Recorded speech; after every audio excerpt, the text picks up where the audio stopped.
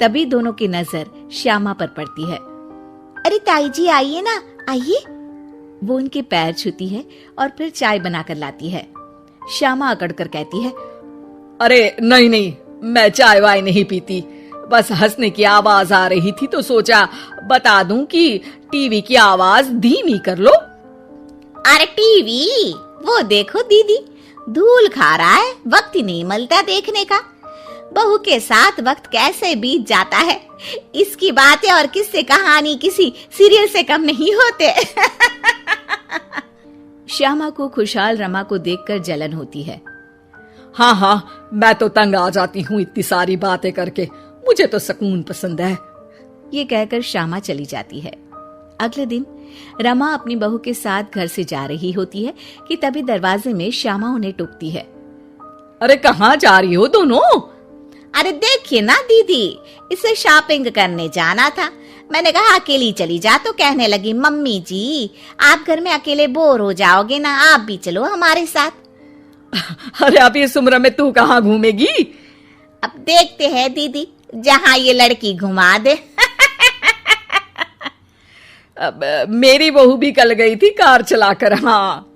तभी रमा की बहू कहती है, ताई जी मुझे तो कार चलानी नहीं आती, लेकिन हाँ इस सुहाने मौसम में मम्मी जी को स्कूटी की सैर करा देती हूँ।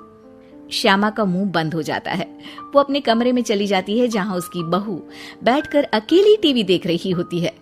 बहू तू भी कुछ बातें किया करना, मैं अकेले अकेले बोर हो जाती हूँ। तो क्या मैं यहाँ आपको एंटरटेन करने आई हूँ?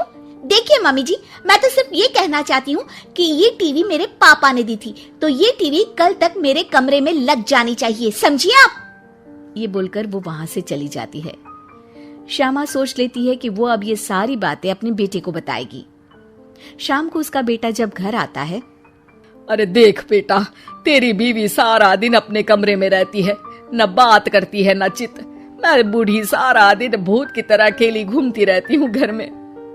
अरे माँ मैं क्या बोलूं, मैंने कई बार उसे बोला कि सबके साथ उठा बैठा करो, हंसा बोला करो और मिलकर रहो, लेकिन वो कहती है कि उसका मन ही नहीं करता। अरे क्यों मन नहीं करता है? ऐसा क्या हो गया? माँ तुझे याद है, उसके पिता ने कार देने से मना कर दिया था, कहा था कि उनके पास पैसे नहीं है, साथ ही तेरे सामने हाथ भी जोड़ा था, लेकिन कैसे तूने उसके पिता के साथ बुरा व्यवहार किया था। उन्हें कहा था कि पैसे नहीं है तो किसी भिखारी से शादी कर दो अपनी बेटी की। हाँ बेटा, तभी तो आज दरवाजे पर इतनी लंबी कार खड़ी है। बस माँ, तो अब तू उस कार से ही बात कर और उससे मन लगा, क्योंकि पिता के आंखों का आंसू आपकी बहू के दिल तक उतर चुका है और आपकी इज्जत उसकी नजर में। अब श्यामा को समझ आता है कि कुछ निर्जीव चीजों से घर भरने से अच्छा है कि सजीव चीजों से जिंदगी भरी जाए।